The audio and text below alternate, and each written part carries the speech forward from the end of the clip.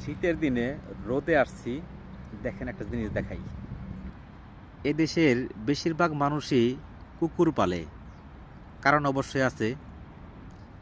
এরা মানুষকে যতটুকু বিশ্বাস না করে, কুকুরকে তার চেয়ে বেশি বিশ্বাস করে। কারণ সবাই জানেন, কুকুর পৃথিবীর এমন এক প্রাণী, যে প্রাণী তার প্রভুর সাথে কখনোই বেইমানি করে না।